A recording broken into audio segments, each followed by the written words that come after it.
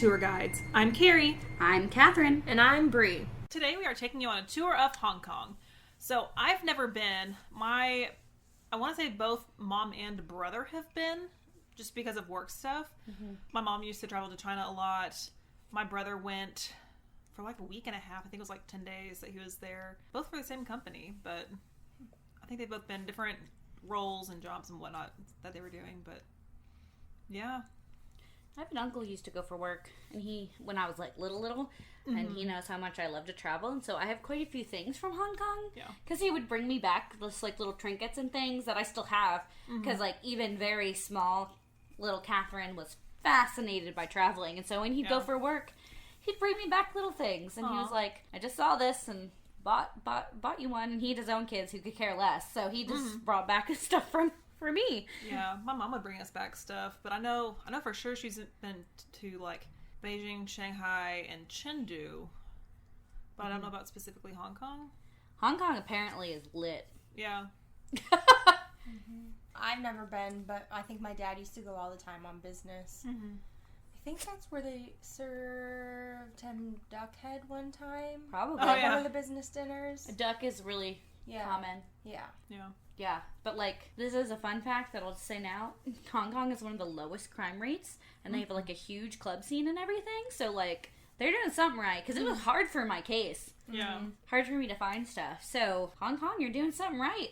Yeah. Living it up. Yeah, I don't know where it was, but I know it was somewhere. I'm going to go ahead and say on a whim that it was within China, that my mom, going on business trips, being a woman in China, traveling with men, they would go do these things and serve them like fish head soup and all these things, and like they would give her the eyes because that's A delicacy. Yeah. Yeah. And It's like that's an honor thing. yeah, but they would get the men absolutely. It's It's an a alarm. No, Nice. absolutely. It's the fish eye song.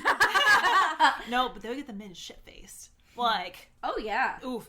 And they were like, "Ma'am, you don't have to." And my mom was like, "Okay." So Kelsey, hey Kelsey, went for work recently too, because I meant China obviously is a major hub, and all of the people we're referring to are all worked for engineering type situation, so it makes a lot of sense. But Kelsey loved it. She went and visited a lot of different things, and Kelsey's traveled pretty extensively through Asia, and she loved it. So we have heard lots of good things. I want to go. It's a long It'd be flight, fun. so Yeah. we should go and really get to go, Spend a long time there. Yeah, so I've heard it's wonderful, and Kelsey is pretty tall for a American woman, and she absolutely towered over everyone there, and so she said that was pretty interesting. Yeah. My mom's blonde, and so they all wanted to get the picture with the blonde lady. Yeah.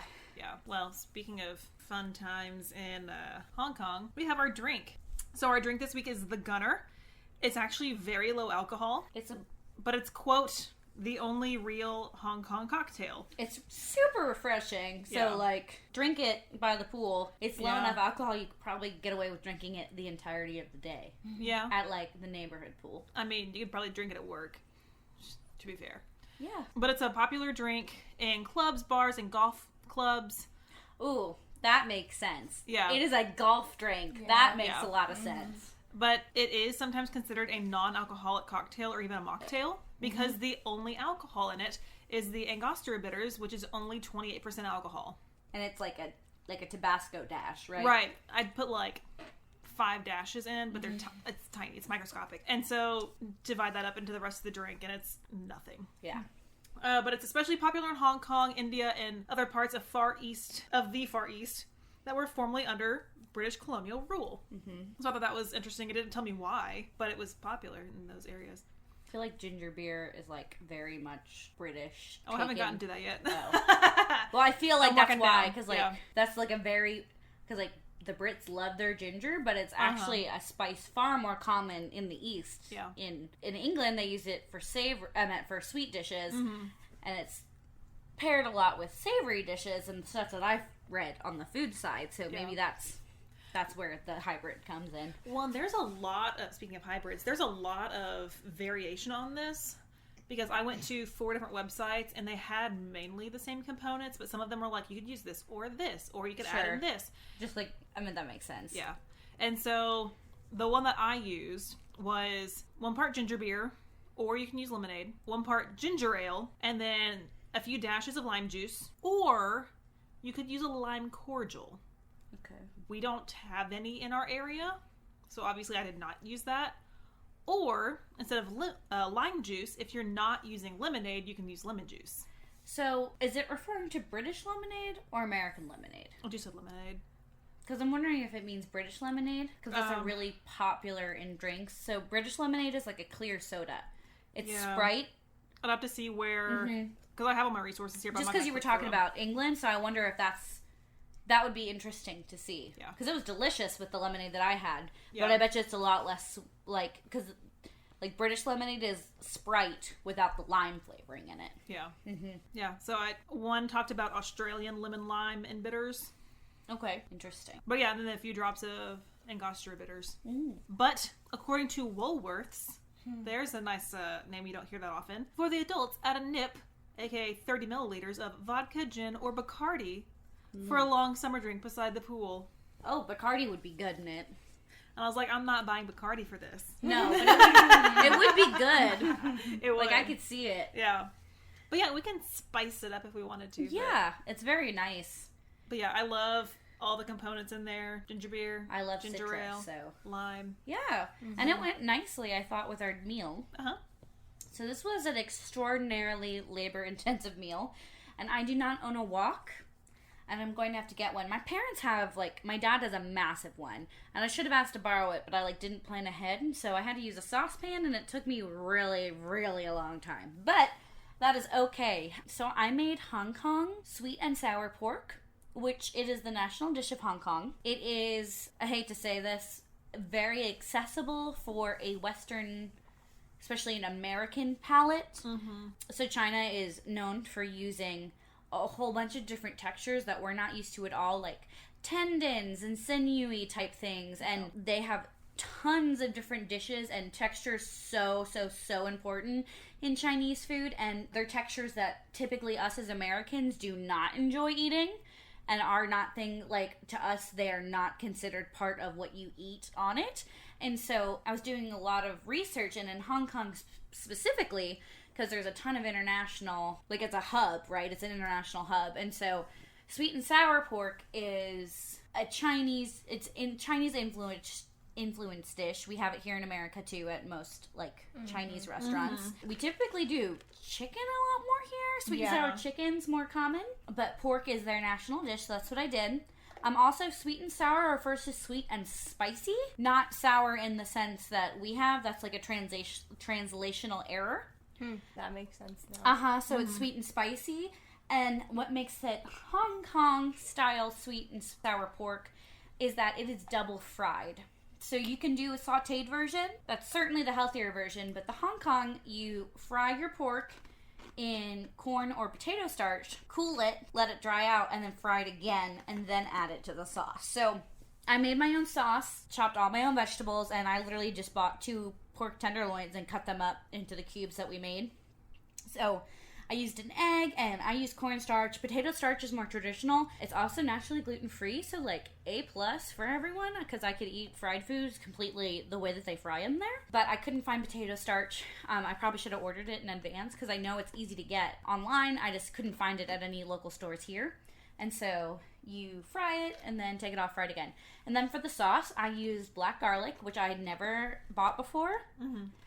And I've always wanted to buy, but I had an excuse to buy it. So I used black garlic, the juice from a can of pineapples, because I used the pineapples in the veggies. I used jalapeno ketchup, soy sauce, rice vinegar, brown sugar, whisked that all together. And then I did chopped up red bell pepper, ginger, green onions, white onion, and then some more black garlic, and then pineapple chunks. And after I had fried all the pork, I sauteed the vegetables in the sauce until it got thick, and then I mixed in the pork, and we served it over long grain white rice, which is the most common type of rice to go along with Asian dishes. And I did use a little bit of rice vinegar in there as well, so it creates a sticky rice. That's how you make sushi rice. But I'm a fan of that because we were using chopsticks, and it does make it considerably easier to eat. Yeah, it does. So yeah, it was delicious. I was really proud. It took me like 2 hours of frying pork, but it was worth it. Yeah, it was delicious. I liked really it a good. lot. And I'm kind of picky about Chinese food. Yeah. Just because, like, places here, the Chinese food isn't always good. Yeah, well, they're so Americanized in a lot of ways, and there's a different standard. If you go to somewhere with a Chinatown and eat Chinese food, it's like a different experience. Yeah. But Oh yeah, well, one of my favorite experiences when I went to New York with my choir was going into Chinatown and having dinner over there, and we were just exploring and just wandering around, and oh my gosh, that food just hit different. yeah, So good. and like traditional Chinese cuisine is so varied depending on the region, and you can kind of get into that. Well, it's like a lot of Italian restaurants here are run by people from Armenia. And so, like, a lot of Chinese restaurants are not run by people from China here. It's just like an interesting thing that people have. But it's, there's American Chinese takeout, and then there's like Chinese cuisine, which are so different. Yep. And in Dallas, we have a pretty large Asian population, but it's mostly Vietnamese and Japanese and Indian. In our Because area. my school is like 40% Asian, but most of it is Indian. So we have some great Indian restaurants, but Oh my yeah. not So many. not as good. easy to find really good Chinese cuisine, and especially not as intricate as Hong Kong. Yeah. So it was good. I'm Yeah. proud of it. I was very it was proud. Good. Yeah. It was really good. We got a pretty picture too, because it's like very vibrant, like colors and things, and because a lot of Chinese food used to make me sick all the time because they do use MSG as a flavoring a lot, and then soy sauce almost always has gluten in it, and unless it's like a tamari sauce, and then a lot of places will also supplement flour into the potato starch if it's like an Americanized version. And so I used to get so sick growing up because there's so many foods that I can't eat in Chinese food, and so I was able to like make it with all fresh ingredients how people actually enjoy it in China, and it was way better. So yeah, it was good. Okay, well, speaking of vibrant and fragrant things, Hong Kong actually means fragrant harbor. The official name is the Hong Kong Special Administrative Region, aka Hong Kong SAR, S-A-R. I think I had that in my notes as well, but I don't remember why.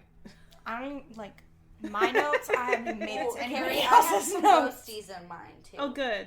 Not the ghosties you're covering, I'm almost positive. That's fine. But still, little See, tie-in. there was a story that I really wanted to do, but it overlapped a little bit too much into yours. Yeah. Yeah, that's what I'm doing. Shut up. Which Okay, one? I did like some research on that. Oh, okay. Why are we whispering? We can just cut this out. Keep it in there. Keep it in there. Us whispering about like cases we did instead of just asking and cutting it out. Like Like professionals. we said, which Yeah. case did you do? Well, and I'm the one who fucking edits, so of all people, I should have not also whispered. No, keep it in there. It was charming. It was cute. Girl talk. Alright, so Hong Kong consists of several small islands. Hong Kong Island, the New Territories, and Kowloon. The official languages are Chinese, and the article specified that it's spoken Cantonese and English. And Cantonese is one of the hardest languages in the world to fucking learn. So, It's beautiful though. yes. Especially Amazing. like written. It's so pretty. I would love to learn, I just... Fuck. I talk about Cantonese. I talk about Cantonese, the specific area of mine. Oh. That's where I was like, something means bay in Oh. mine. Gotcha. Yeah. Gotcha. So it's considered one of the most densely populated areas in the world, and it actually has like it's one of the areas with the most, if not the most, skyscrapers in the world. Yeah. Which is anything 14 stories or above. Mm-hmm. And they said it has more than New York. Yeah. Well, I mean, if you look at pictures, it's literally a vertical city. Yeah. Yeah. Yeah. Well, there's a lot of people living there. Yeah. Not a whole lot of surface area. Yeah. Well, that's what it's saying. It's like one of the most densely populated areas in the whole world. Yeah. Well, and New York has a big ass park in the middle. True. That's So. true. So there's actually been people in Hong Kong since the late Stone Age. There have been archaeological digs that have found about 100 archaeological sites that suggested that inhabitants of those former settlements were warlike, and the remnants of the Bronze Age habitations from circa 1500 to 220 BC. They had... She's old. Hell yeah. She got some age on her. Yeah. So there are other findings as well, but they're like the 8 geometric rock carvings that you can still see at like different locations along the coastline indicate that the early people practiced a kind of ancient religion based on cosmology. Mm-hmm. All the coolest ancient religions did. I mean, I shouldn't be biased, but if you weren't following I did that one time If you weren't studying cosmetology. Hey, they actually invented makeup in China too, so technically I'm not wrong. So there were 5 great clans. It was a huge part of the Chinese Empire, but like in the time of the Eastern Han Dynasty, the Chinese imperial rule had been extended over the region, so the Han coins on Lantau and Kaosai, and I'm super sorry for all of this because it's going to be bad, and I'm sorry if I accidentally cuss at you because I don't know. I can't even speak English tonight, as you just heard, so it's going to be rough. Oh, I tried playing piano earlier, and I had to apologize like 18,000 times to my kids because I was just like, it's just an off day. Having an off day, it's fine. I hit A note. It wasn't the right one, but I don't know what you want from me. I was trying to play in minor and like modulate in minor, which I'm not keen at yet, and it didn't work. Sure. So the first of the 5 clans were the Han Chinese. The descendants had political and economic clout even now, and they settled that area around the 12th century. And the most powerful and amongst the first were the Tang, and they settled around Kamtin. It means field something. And the Tang were followed by the Hao, which are around like present Shaanxi, and the Pang from central Jiangsu province around Fanling now. Oh God, I'm butchering this. So after them it was the Lui in the 15th century. That's wrong. Liu. And the Man about a century later. What was that? This is so hard. It's spelled like man. I don't fucking know. So the Cantonese speaking newer people refer to themselves as the Bundai. Bundai. It's spelled with a B, but it has a P. I don't know. But which meant, and the parenthetical was like Punti, but I think in Cantonese it's like BUN -DAY. I don't fucking know.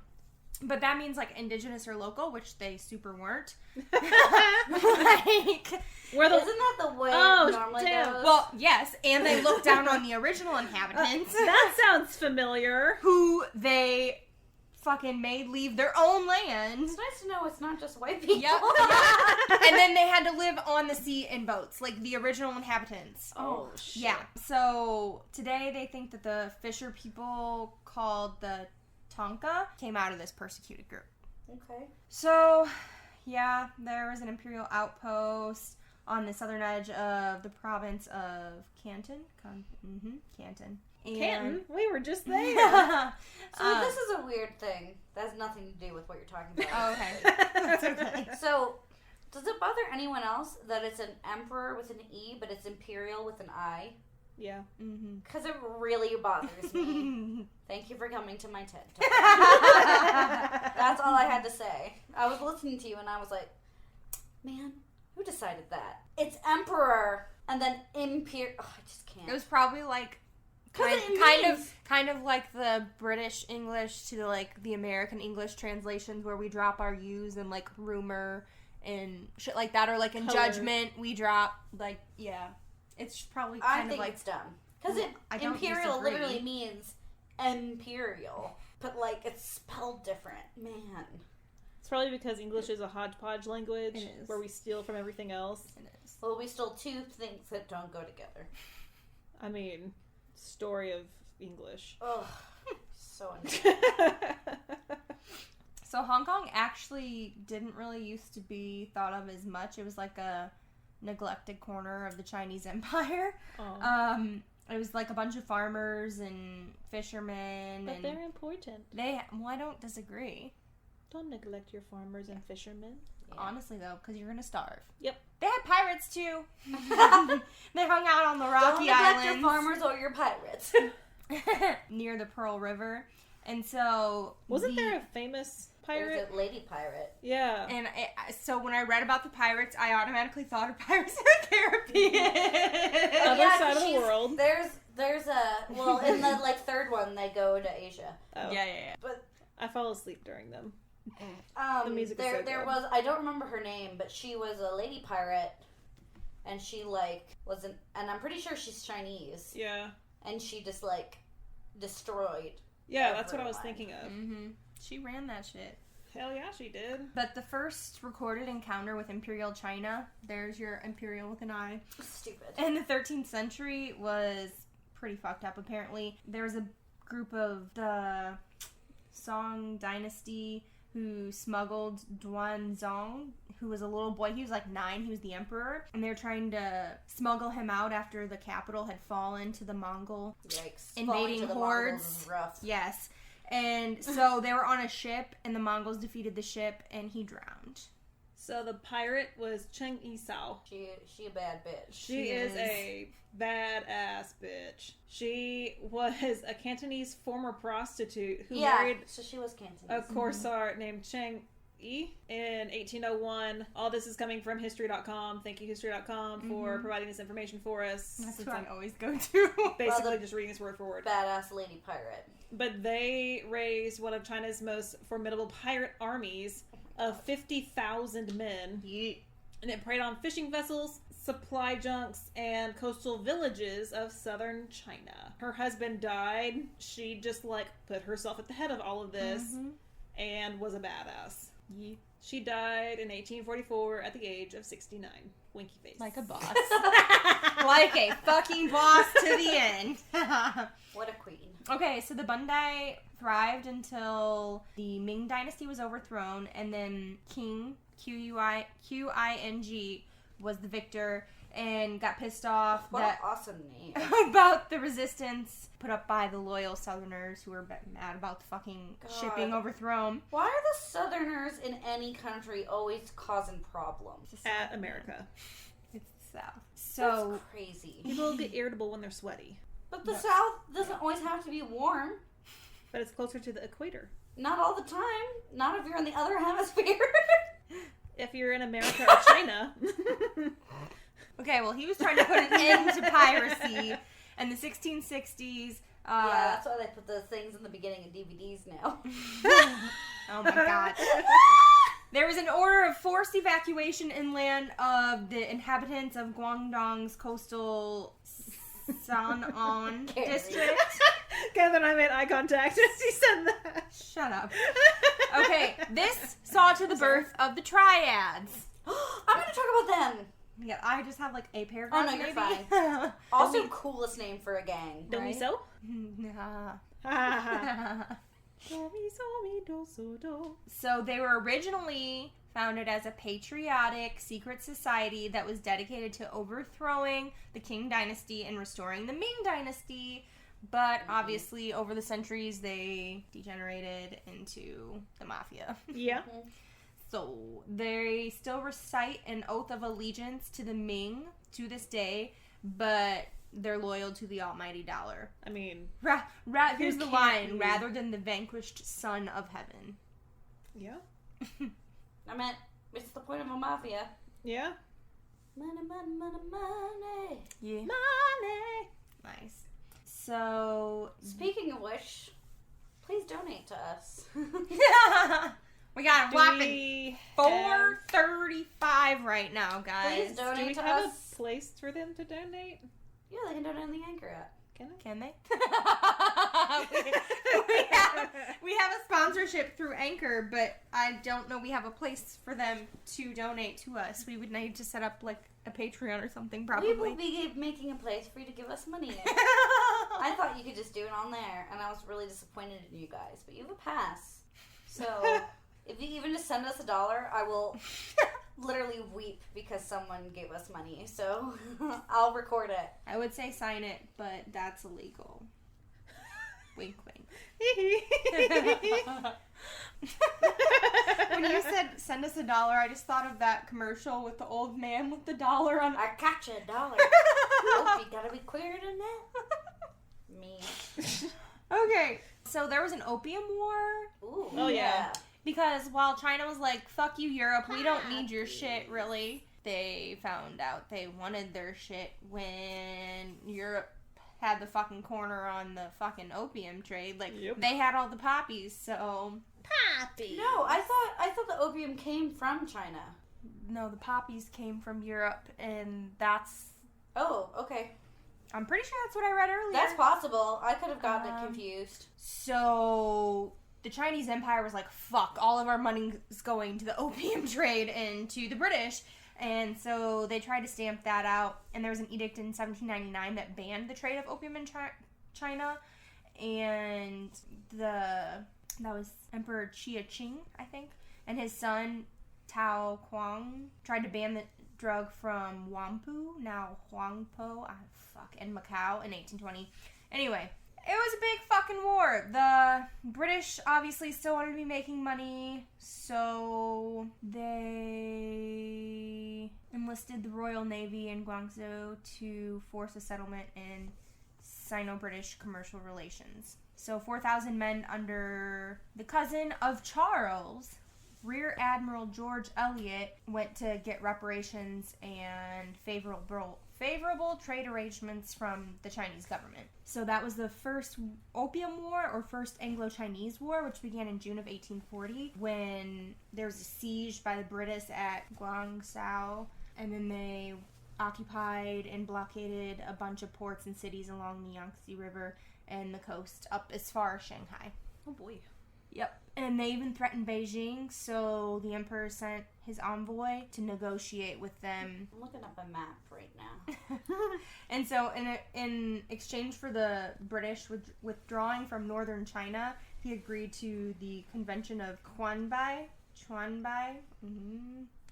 which ceded Hong Kong Island to Britain. So neither of them accepted the terms of this, though. So... in January of 1841, there was a naval landing party at Possession Point, which is now Possession Street on Hong Kong Island. And the month after, Captain Elliot attacked Bogue Fort in Human and took control of the Pearl River. And once again, laid siege to Guangzhou. He only left after he got concessions from the merchants there. And then another 6 months later, Elliot fucking came in again with British forces. They seized a bunch of ports. So they were forced to accept the British's terms. Yeah.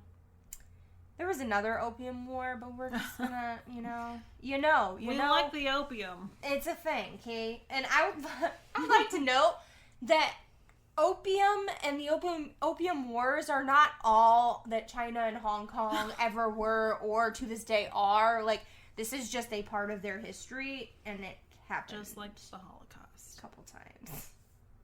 Yeah. And just like the upcoming American Revolution, Part 2. Oh, you want a revolution? Yeah! Nope, Thank we don't, you. though. Well, do we? We need change. We need change, but I'd rather do it without... Yeah. That's what I'm saying. We need change, but do we really need, like... cousins fighting cousins? Don't need that. Yeah. So, let's not go back to that. Say brothers fighting brothers, but things tend to run in the family. Unless I can get a hoop skirt. Catherine's all for the Civil War if she gets that fucking hoop skirt. No, I'm not, but I just want to do Little Women, and then... yeah. I get a hoop skirt. Okay, so there's also this thing that I found on National Geographic that's like a summary of, and look how pretty this is. I was looking at that. It's a summary, like a breakdown timeline in the most gorgeous way possible, like of Hong Kong the history. Orangey red Yeah, and the it's blue. so gorgeous. pretty. I'm gonna put it on the blog. So yeah, in January of 1842, the Treaty of Nanjing is signed by China and Britain that ceded, like I said, Hong Kong to Britain permanently. And it's the first of quote-unquote unequal treaties. Sure. Yeah. And then over 56 years, China will proceed to lose all control of the 3 main regions of Hong Kong. Yeah. And let's see here, in 1898, the British got a 99-year lease on the new territories. There are a bunch of immigrants that came in to Hong Kong, and a bunch of new international and trade and Western style schools and businesses.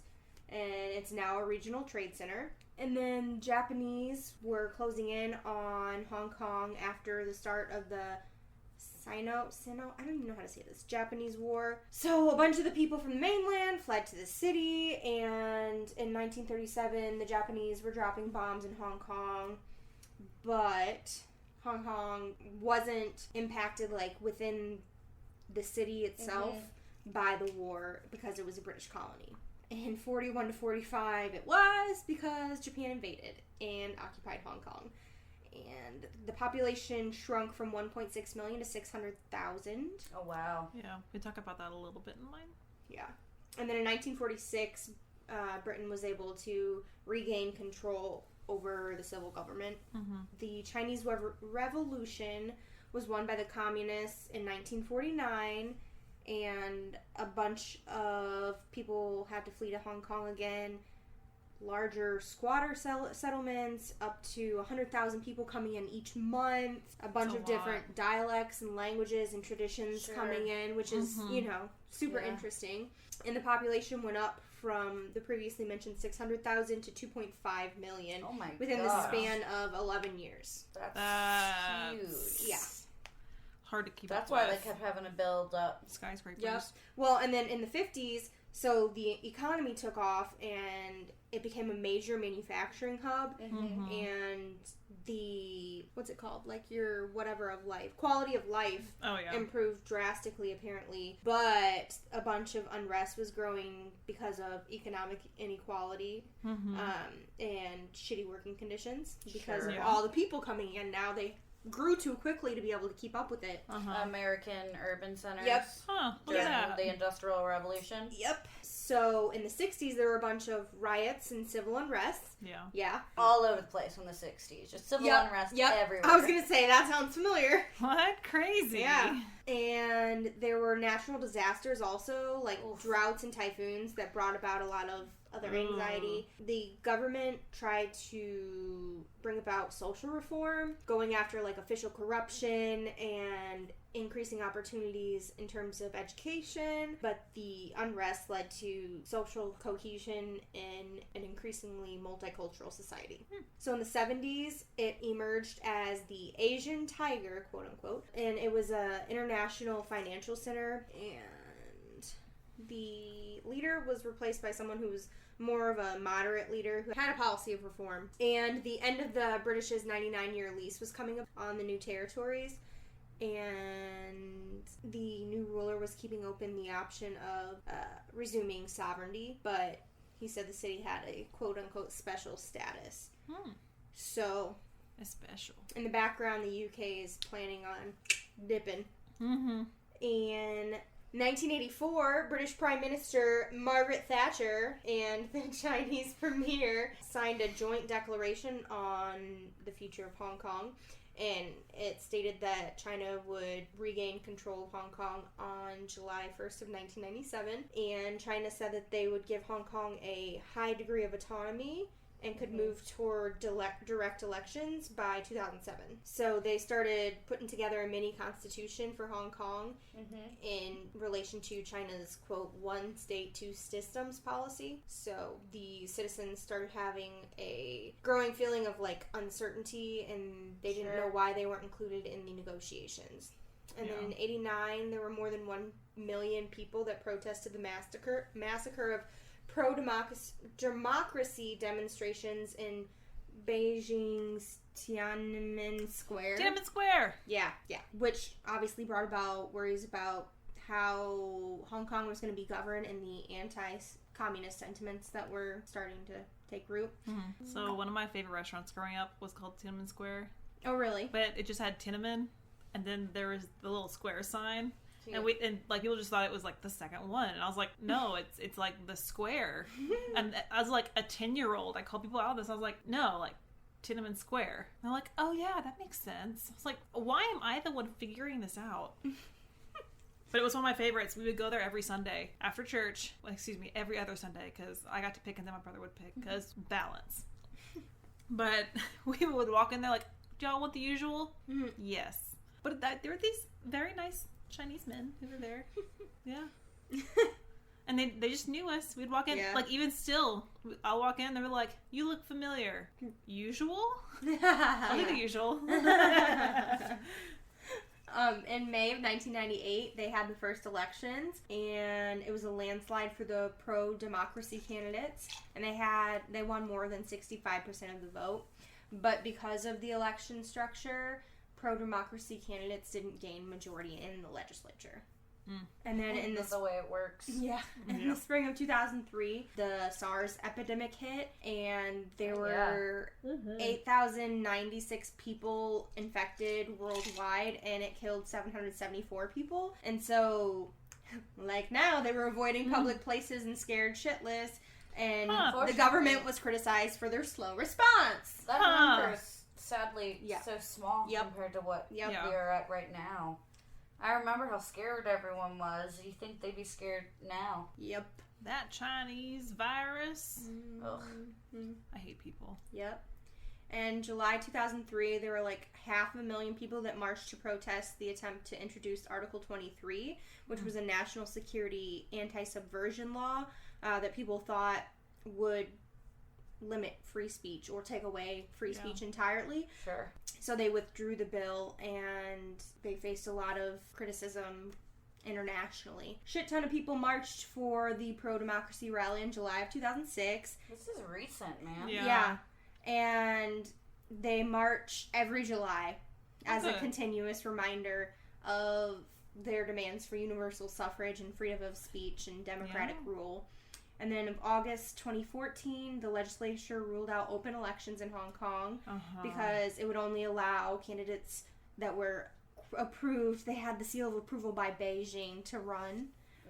Yeah, and so there were a bunch of, obviously, protests and acts of civil disobedience. Citizens participated in huge pro-democracy rallies. Demonstrators occupied the city center for weeks on end, and students were going on strikes. The movement failed, but a lot of the leaders of the movement and students alike were jailed.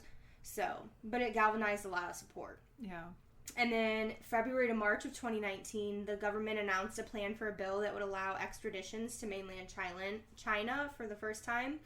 But critics said that it threatened Hong Kong's independence, and extradition could be used to silence the critics. Yeah. Oh, of course, because if you can extradite them to China, they have no voice anymore. Right. Yeah, so once again, millions of people were marching in peaceful demonstration. And then June 12th of 2019, they had a second reading of the extradition bill that they postponed because there were a bunch of violent protests, and they blocked roads, and they attempted to storm Parliament. And so, again, the police came in with tear gas and pepper spray and rubber bullets, and they injured 80 people. Oh and my gosh. Yeah, it was called a riot. Demonstrators decided to change the way they went about it, and they would have surprise, like, pop-up protests at government buildings and all over the new territories. And then in August of 2019, there were demonstrations, and then there were battles between pro-democracy protesters and the police all throughout Hong Kong. They took over the airport, government buildings, tourist and shopping areas. A bunch, like hundreds upon hundreds, were arrested. And they started making demands like withdraw the extradition bill, make inquiries into police brutality, stop calling these riots because they're protests, release the arrested. Wow, that sounds really familiar. And provide more democratic freedoms. So they haven't ceded to their demands yet. This is happening now. Yeah, they continue now. That's wild. Yes. Yeah. And that is not discussed here. Nope. Yeah. Nope. And since they're literally mirroring our American Revolution. Yeah. Yep. They're literally mirroring the exact same thing that we went through. Man. Yep. So that's my history section. So for lore, so there's the Bride's Pool. Yes. I was talking about this one. So there's like this waterfall and pool area that's by Tai Mai Tuk in Plover Cove Country Park. And it's beautiful. Yeah, it is gorgeous. But it's real dangerous. It's marked as like one of the black spots. Yeah. So, according to a legend, there was a bride that was traveling to meet her groom during a thunderstorm. Yep. And as they went by the water, one of the porters slipped in the rain, and they were all washed into the pool. And the woman drowned because of her heavy, like, dress and shit. And so the villagers weren't ever able to find her body or the carriage, even. And so they say now that they see her dressed in a red cheongsam. Yeah, because red is Chinese wedding color. Yeah. And black and white are grief, like, Yeah. mourning. And she's, like, sitting there brushing her hair at the mirror pool. And it's one of the most haunted places in Kong Hong. I guess the evil spirits of the pool drag their victims into the water to, quote, ease their loneliness. Yeah. And apparently her spirit wanders the area, and especially this one section of, like, the winding road called the Deadly Curve. And that's where a bunch of fatal accidents happen. Sure. Yeah. Like, there was a car that slammed into a tree and exploded into flames. There was a 12-year-old boy who was hospitalized after he had a biking accident on the nature trail. Oh. Yeah. Well, and, like, Chinese wilderness is, like, stunning. Oh, yeah. Too. My mom would bring back pictures for us. So pretty. Beautiful. But, yeah, so... But also dangerous, I guess. yeah. So, red was worn for luck. Well, as, like, a celebration, but also for luck. Yeah. So, like, Chinese New Year, birthdays, stuff like that. And... if you want to be really lucky, but you want to be, like, subtle about it, you wear red panties, but, like, extra lucky if you wear them for the new year, if they're red underwear gifted by friends or family. So, I know what I'm giving y'all for Christmas. Oh, that's like, here you go. Some lucky underwear for you, my buddy. Yeah. That's nice. Yeah, Like first day of change. school. Can you imagine like getting like your little one like red underwear and being like, here you go, buddy. Here's your good luck day. That's so cute. That is cute. So the Lunar New Year is obviously like one of the most important holidays. Yeah. So you don't cut things. Like you don't cut hair, you don't clip your nails. They also say you don't clean the house and you don't wash your hair, but like a lot of people still do with your hair, but like you're not supposed to do that. Eating certain foods like fish is good because it sounds like surplus, like the word for it in Cantonese sounds like surplus. But round food like lotus candy and tongyan and oranges, I don't know. Tongyan is like dessert made from glutinous rice balls, which sounds amazing. Oh yeah, yeah. So that all symbolizes family unity.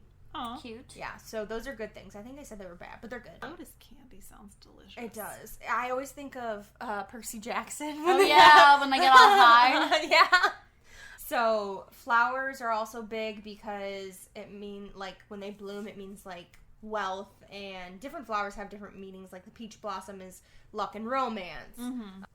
And then also wearing new clothes is also a good thing. Like you should do that for the new year. Things you shouldn't do is give knives, because knives are sharp objects because it represents like cutting ties. And shoes, which I mean, some people might need to cut ties. yeah. Shoes, they don't like it because it rhymes with Hai, H-A-I, and it's unlucky and unharmonious because of the way it's pronounced. Okay. Clocks, it's not good because in Cantonese, to give a clock is pronounced song sung. So it's all about like the phonics of the language. Yes, yeah, which is like, it sounds the same as to prepare for the end, so like, last rites. Yeah. So that's not good. It's a reminder that time is running out for everyone. Oh. And they don't like pears because the word pair sounds a lot like depart or leave. Oh. Umbrellas is like the word separate. You don't give a purse or wallet to someone you're not close to because it's like you're giving away your money. Black and white objects, obviously, like we said, are the color of mourning. And 4 is bad. 4 is like an unlucky number because it sounds like death. Oh. Yeah. So that's so interesting that it's all based off of phonics completely. Yeah. Because, like, I feel like in Western culture, it's like this symbolizes this, and Right. that's why it's bad. Well, and not so this rhymes with this. So this is one that, like, okay, so green hats, you don't wear, like, to wear a green hat means Who's to be handing out green hats cuckolded. anyways? It means to be cuckolded. Yeah, it's like a speaky your wife is cheating on you. Yeah. New Year's gift. Here's this green hat. Who has a green hat? Me. You're a Slytherin, of course you do. I do have a blue hat. Well, I have shoes I need to show you that I'm going to buy, and they would be perfect. Yes. They're Slytherin all the way. They're studs. Dragons. And they're green. Yes, dragons. So the dragon gates. Dragons are bearers of like good fortune and prosperity, and they think they live in the mountains. So a lot of coastal buildings. Avatar, and the last dragons lived in mountains. A lot of coastal buildings have like rectangular holes that are passageways because of it's like with feng shui, because it's seen as like positive energy to pass through dragon gates. Yeah. So Zach doesn't believe in feng shui. Like, I was talking about having to feng shui our house and make sure that the energy was flowing right, and he's like, feng shui is not real. I was like, shut your whore mouth. Shut your whore mouth. Flow of energy is important. I just... Period. End of story. The only thing I need to feng shui right now is myself, and I have no energy. So. Clear your chakras. Yeah, my chakras are a little clogged. Yeah. Because my joints are all swollen and it's pushing them out of balance. I need to go back to the chiropractor. Get my chakras all realigned. I do have some crystals, though. Continue. I think this is really be my funny last story one. about my crystals. So, I'm a very tactile person, and so my parents, when they went to Sedona, they got me anxiety crystals, which has two purposes. One, they're supposed to help with anxiety as a crystal. Yeah. Two, even if you don't believe in crystals, they're really, like, calming to, like, hold as, like, a tactile element. So I always, and I keep them in my school bag in case I get stressed out or a kid gets stressed out. And I'm like, if you don't believe in crystals, it's still, like, a touchstone. Yeah. Which is, like, is a tactile tool. So, like, either way, you're getting something good out of it. Mm-hmm. And I had another teacher friend, and they're tiny little crystals, who was really stressed out. And so I handed her one, and she thought it was a pill, and she wanted to go swallow it as a pill, and I was like, Becky, no. I said, Becky, that's an anxiety crystal. And she goes, what? I said, don't swallow that. It was so funny, and I just vividly remember being like, and she was like, what? I was like, Becky, don't eat that. That's a rock. She just was that anxious that she wanted to eat it. I know, to get she needed to put it within her. But it was a really funny moment, so. I tried to get a fucking worry stone from Etsy, and those bitches lied to me, and it was a fake piece of shit. And I'm pissed. Because my ass needs a motherfucking worry stone. Yeah. Okay, I think this is going to be my last one. So the Hungry Ghost Festival. Yay! So they think during the 7th lunar month, ghosts come out from the lower realm, the spirit world, if you will, and they're able to roam the mortal world. So it's called Ghost Month. Love it! And people avoid renovating anything so that they don't disturb any temporary spirit ghosty visitors. That's so smart. And it's so nice. Like, aw. And so... Isn't that during our October? Because isn't the Chinese New Year in February? I don't remember. I'll find out. I'll Google it. Okay. But the apex of Ghost Month is the Hungry Ghost Festival, which takes place on the 15th day.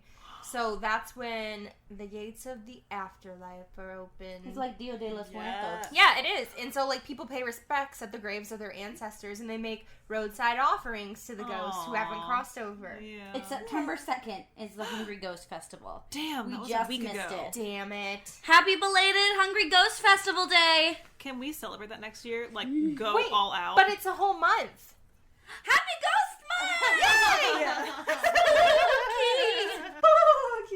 Oh my god, we get to celebrate ghost things for 2 months in a row. Yay! Oh my god, we're doing this for the rest Thank of you time. for sharing your culture with us, Hong Kong. We are so ready. excited. We appreciate you. We acknowledge 2 you, and we are months excited worth to of celebrate ghost. with you. Yes, my life is ghost, so it's fine. That's all. That's Cool. lovely. That was a nice little exclamation point. I know. on your- I saw that and I was like, I have to say this one. I'm That's excited. perfect. Yeah. Yeah. All right, so my story this week is pretty short, just because I discovered it, and they're like, "Oh, this is like super haunted," and there's a really big story about it in 2003. But the actual history of it is very abbreviated, so there's just not a whole lot to it. But it is the Nam Kwu Terrace, the house. Love a good terrace. Huh? Said love a good terrace. But it is at 55 Ship Street in the metropolitan area of Hong Kong called Wan Chai, which literally means small bay in Cantonese. So that's where I was like, something translated to bay, Cantonese. Yeah, so there you go. It was built in 1915 to Chunman, a wealthy... Whoa. Okay, I'm gonna go ahead and warn y'all. The guy's name is Tu Chunwan. Okay, that's a lot of TS's. Well, Tu, like T-O, and then Chunwan. Chunwan. And so if I say Tu, it's just the family Tu. Oh, gotcha. Got it. Yeah. So, by Tu Chunwan, a wealthy businessman, and it was considered... Woohoo! I realized I had some duplicates in here. I'm tired. Brain, low function. Yeah, please be kind to us this week. Restarted a new job, and Carrie and I went back with students, and it's really hard. Yeah. So if you know a teacher, or you are a teacher, if you're a teacher, high five, man. If you know a teacher, buy them coffee or alcohol. Yeah. But the building is made completely of red brick, making it commonly referred to as the Red House. It's designed in a European style, which was common in Hong Kong in the colonial era. That being said, it is not strictly European. It definitely still has some unique details of Hong Kong with some Chinese motifs throughout the home. Cool. The Tu family moved into the home in 1921, and it was at this point that Tu Chunwan was made the chief silk salesman for the Wing On company, and then later worked his way up to being the assistant manager for Wing On department store. And so he was making pretty good money. Sure. This allowed them to live very comfortably in their home. Tu Chunman was also a member of the Chinese Chamber of Commerce. So there's a nice little nugget about him. So he was a pretty successful businessman. Yeah. Chunman ended up leasing the house to his brother, who died in 1943. Of course, this was during World War II, when the Japanese occupied Hong Kong, and Tu Chunman and his family were forced out of the home. Sure. The Japanese turned the house into a military brothel. Ugh. That lasted from 1941... while his brother was still leasing it through 1945. Ew. Also, I forgot to mention the brothels, damn it. Oh, I got you covered. These were horrible. I left out some of this just because it wasn't pertinent to the house. But, like, they turned colleges and churches into brothels. They were just being extra dicky at that point. Like, that was intentional. You're a bunch of fucks. Oh, yeah. Here's this beautiful house. Brothel. Super sorry to our second majority of listeners in Japan, but well, still history. Right. Well, it's not them who were doing it, so you know, it's the acknowledgement of it. But yeah, it's as bad as you might think. The Japanese soldiers sought out, quote, comfort, and the local, quote, comfort women were often tortured and killed by the men who visited. According to the BBC, quote, the basement storeroom used to be a makeshift mortuary during the Japanese occupation. Because they had to fucking process the damn workers that they murdered. Quote, comfort women. Yeah. Well, I can assure you, they were not getting comforted. No. In any way. No.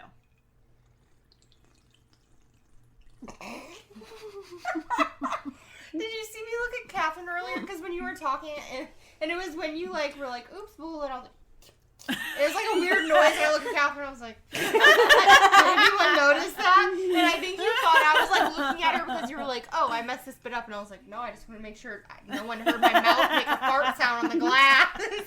I didn't, but now I get it. I don't even remember what I was saying whenever I looked over you. It did not even process in my brain. I think it was just like a noise. I was like, huh? The Tu family owned the house until 1988, when they sold it to a property developer named Hopewell Holdings. They shut off access to the house and tried to secure it by boarding it up, putting a gate around it, and locking everything up. It was in 1896 that the house received its Grade 1 protection status and became part of the Wan Chai heritage. So it's a historically preserved house. Unfortunately, it was not well preserved. There's a lot of graffiti on it. It's kind of falling apart. But in 2018, so recently, Hopewell Holdings submitted an application for the house to be turned into a wedding venue because the structure is beautiful. That's cool. Like, it is an old house. You could fixer-upper that shit and have, oh my goodness, just amazingly beautiful weddings there. But it would need some serious work for that. And you also might have some ghostly wedding crashers. Fun. So unfortunately, the ghosts here don't mess around. As mentioned earlier, in 2003, there was a pretty severe incident. 8 children went in and tried to stay the night in the house. No, not the baby. They didn't die. Don't worry. Okay. They're scared shitless now. They had to go to psychiatric hospitals. Oh, fuck. Yeah. So 8 went in. 3 of the girls were sent to psychiatric treatment when they were found by police because they were so emotionally unstable. The children claimed that they were visited by a dark, ghostly apparition, and one of the girls reported to be possessed. Others report seeing headless women roaming the halls and hearing disembodied screams of the women in pain. Yikes. Yeah. Not... yeah. There's a lot of dark in their lore and, like, everything, and that's why I kind of steered away, like, let's do the happy stuff! Yeah. Because Yeah, the history mine- was pretty fucking dark. In my case, it's pretty dark. Oh, yeah. Well, and I stumbled across yours, and I was like, if you don't do this, I'm going to be really sad. But I did, like, subliminal research. Yeah. Just because shit, man. But yeah, so separate from the incident in 2003, people report seeing ghostly flames coming from inside the house. But many believe that it's just real flames of the homeless people seeking shelter. It's the chicken spook light! But I watched a video of a guy who would do ghost tours, and while they don't necessarily believe in the ghosts, they do believe in teaching the history of the area. Sure. And increasing the interest in the area through these ghost stories. Spooky. So, like I said, mine is hella short. That was it. That's okay. I have... Short, sweet, Children and were to the fucking point. hospitalized. That's so. crazy that all 3 of of the them 8. were. 3 of the 8. Well, that's like still a Yeah. lot. Yeah. Because But, kids are pretty resilient to stuff like that. Was one of the children hospitalized the girl who thought she was possessed? I believe so. It wasn't I hope specific. so. But Well, I know, right? But I was just like... And you see a doctor. yeah. Yeah. So this story involves a child as well. Yeah. So Well, and she, quote, unquote, is not the victim, but she definitely is also a victim in another way.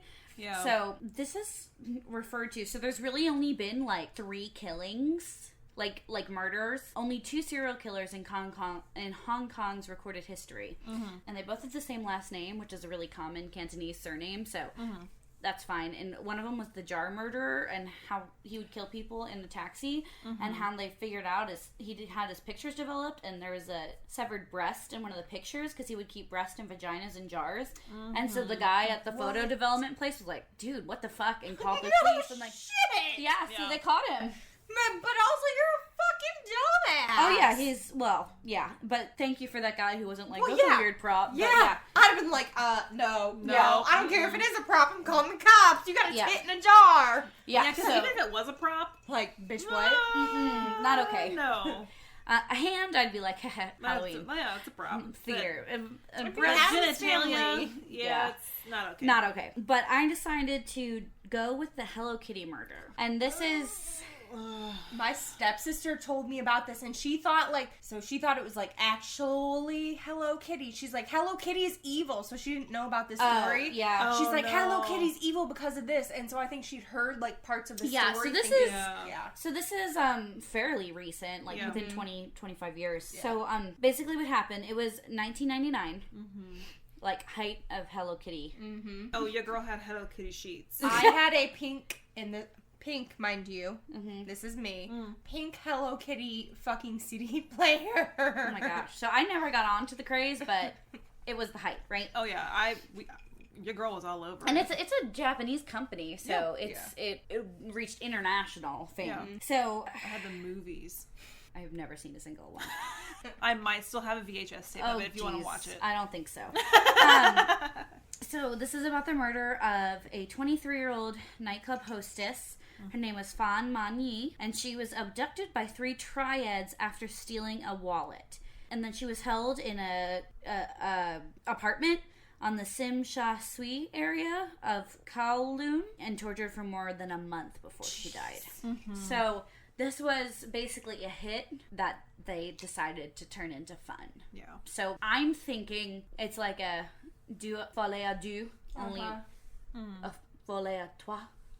And that they felt so empowered by this because they had a task to do that they didn't end up doing, which like most mob hits, they're gonna kill them and move on if they don't get what they want, right? It's not Efficiency. personal, it's about money. And they kept her in this apartment for over a month before she died. Was that Nita sighing or farting? Girl, you better not fart in my bed. I think it was a sigh. All I heard was It was long. Okay, so I'll tell you a little bit about this. I'll go in order. So basically, in 1997, Fan Man Yi met Chan Man Lok, and so he was about over 10 years older than her. Met in a nightclub. They both were drug addict, meth, which, like, it's the 90s. Mm-hmm. And so Chan was a pimp and a drug dealer, and Fan, the woman and our victim, was a prostitute working in Hong Kong in the area. So basically, she was roped in to work under him, so it was all of his henchmen, him. He was like really upper class, hotty-toddy, lots of money. So desperate for money and drugs, she stole his wallet and attempted to make off with the Hong Kong dollar, $4,000. Didn't go well. So they found out that she had taken it. So he had two of his henchmen, which have the same surname, so I'm just going to say their first name. So it was Xing Cho and Wai Lun, to recover the debts from Fan. Okay, I've read a couple of different ones that she had already paid him, and she paid interest by working as a prostitute. She got pregnant, gave up drugs, got married, and was working as a hostess at a nightclub. So she was still in like the nightclub life, but her husband swears she was clean up until this point, which plays into what happens later. So they made her work for interest, and like $20,000 of interest. Yeah.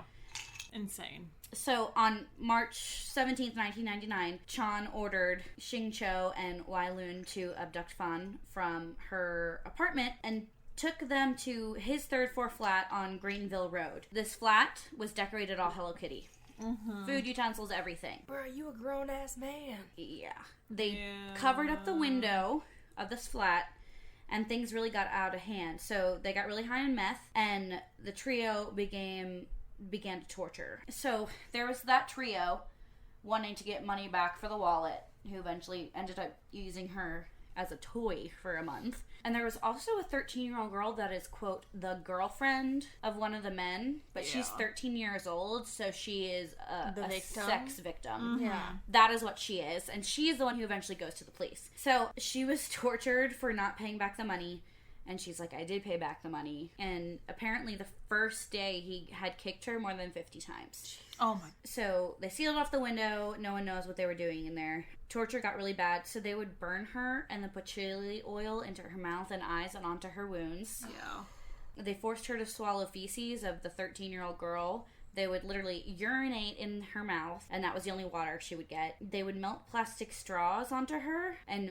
order her to laugh while they did it, so she would have multiple seizures and eventually go into a coma before she actually died. She was also sexually assaulted, beaten with metal bars, beaten with wooden bars, so they literally had her hands tied with electrical wires and hanging from the ceiling at times. So it took her almost 4 weeks to fall into a coma. Damn. Yeah. And so they burned her feet with a lighter, tried to get her to wake up. When she would pass out, they would shoot her up with meth to wake her up. So she had been clean, but then they would basically make her high enough to get her heart pumping again, and then wait until she got off her high so they could torture her some more. Fuckers. Yeah, which is actually really common in sustained torture, or using drugs to manipulate people. Yeah. So it was just another way to terrify her. And so they estimated that she died mid-April, but the condition of her body was so bad that they couldn't tell, but they think she was alive for around a month. When she died, she was, completely septic, completely, absolutely horrible. And then after she died, so they dismembered her corpse in a bathtub with a saw, which is kind of standard practice.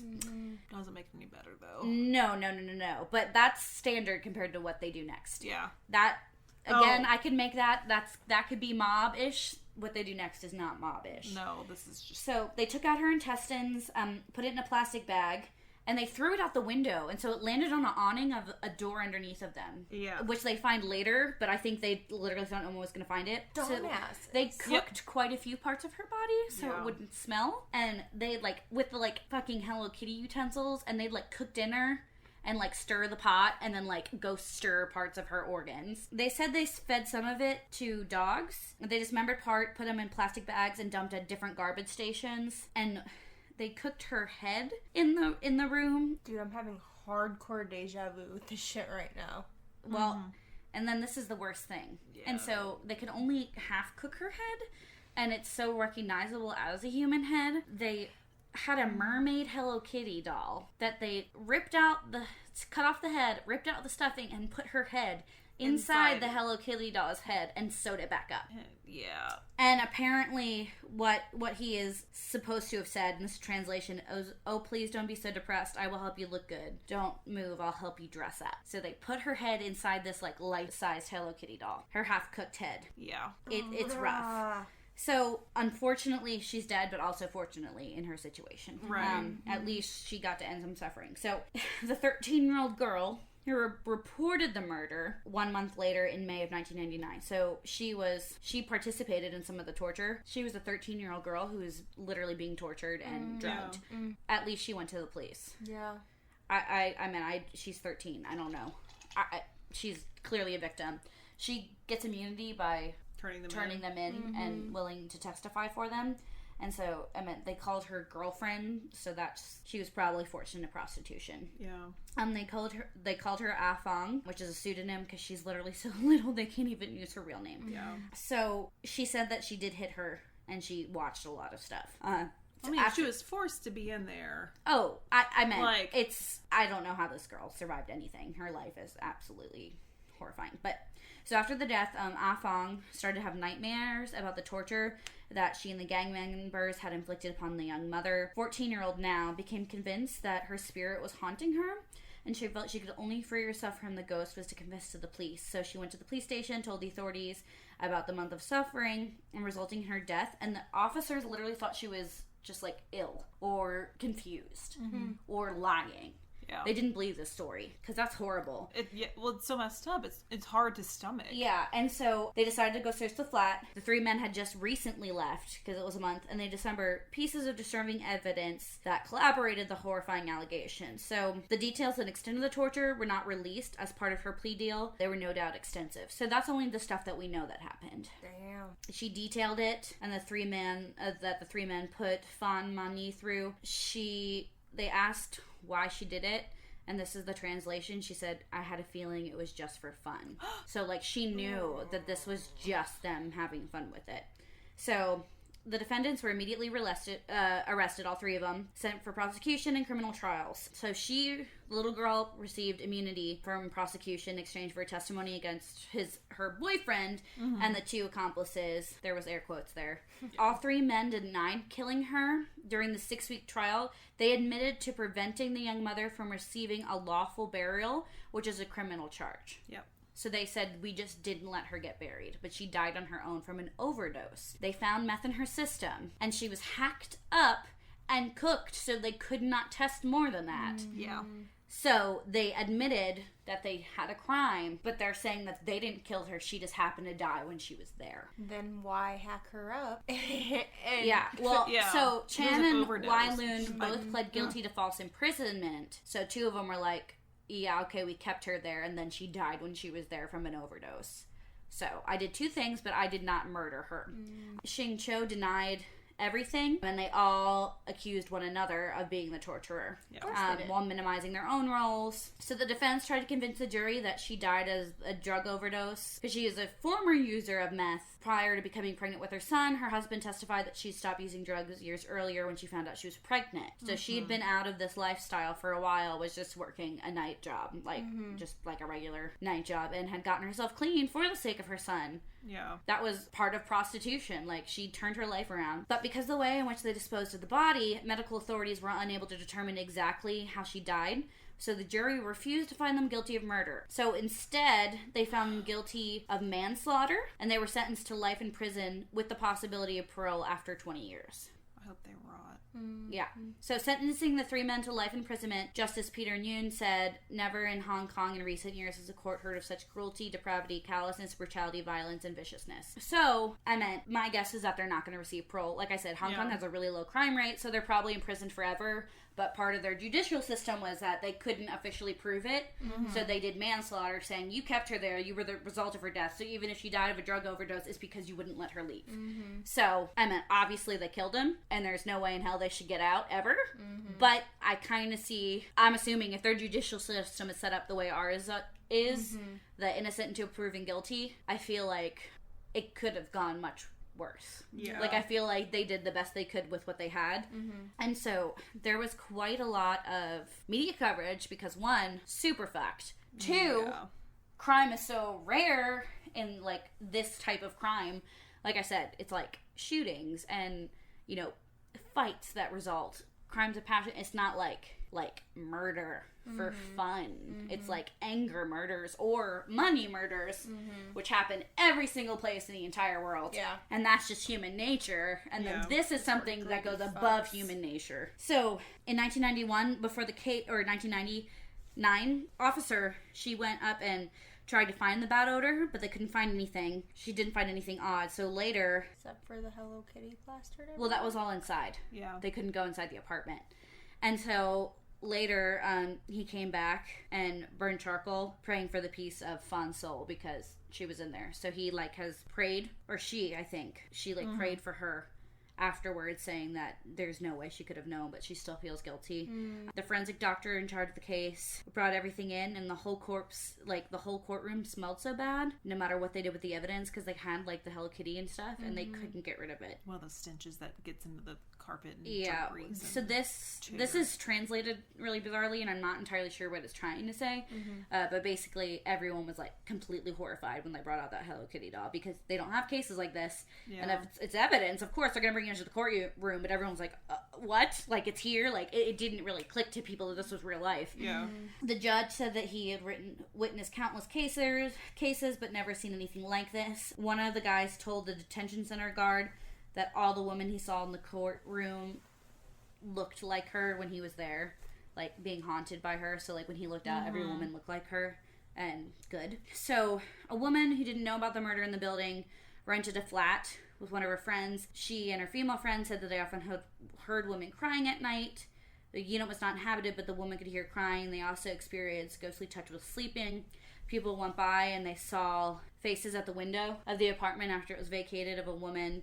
They encountered a female ghost while they were on the stairs of the building. That's some grudge shit right there. The family literally moved to another place as soon as possible, and they truly believe in ghosts in Chinese culture. Yeah. And so all these people were like, this is a ghost. There is a hair salon on the first and second floor of this building, and they randomly will find Hello Kitty dolls in the morning inside their place.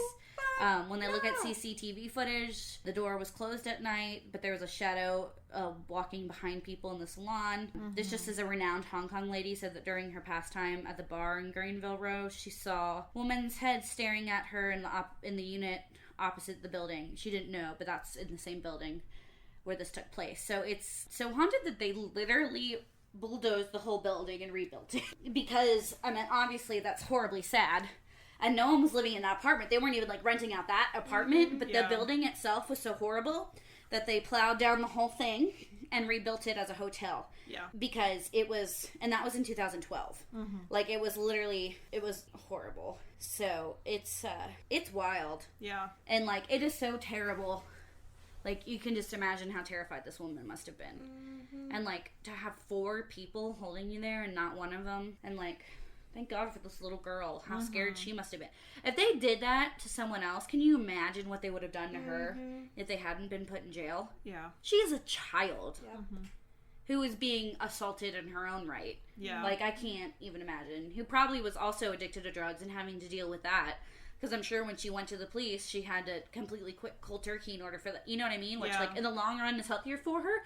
But I'm sure that was absolutely a nightmare for her at the time. The mental torture that they probably subjected her to. She was and manipulation. So scared. Yeah. And then, I mean, like, she's this woman had a overcome husband and a son that didn't know where she was for a month. And then it turns out she was being tortured. Yeah. Like, in the same city. And, like, the Hello Kitty is just, like, grotesque. Yeah. Like, it just, I don't know. It just, they were not simply Triad members. No. And I feel like the Triads would have been like, what is wrong with you? You know what I mean? Like, I feel like the gang would have been like, no. We're about efficiency. And, like, it was started out because she stole the wallet. She paid it back. You know, drug users will do a lot to get money to support their habit. And it's a terrifying thing because eventually you piss off the wrong person. And $4,000 is not nothing, but she paid it back literally by prostituting herself, basically as a slave. She paid it back Like, and then they still did this, which just proves that they just wanted to have power over someone, and this was their way. But, like, they shot her up with meth to wake her up so they could torture her some more. Yep. They would put chili oil in her wounds just because it would hurt. Like, people are messed up. Like, they were inventing new ways to torture people. And I just can't imagine. Yeah. Well, and if they hadn't stopped, I have no doubt in my mind that there would have been more victims. Oh, yeah, because they found out they liked it. Yeah, they were testing out various ways to torture on her to figure out the best ways to do it and cause the most pain and, like, what they liked. Yeah. And, like, and then the fact that they, like, one of the articles I read, it was, like, and I know, like, they for sure used the same utensils at least one time when they were cooking her internal organs. What the fuck? With their food. Because they were just like, dang it, my other ladle is in the wash. We better just use this.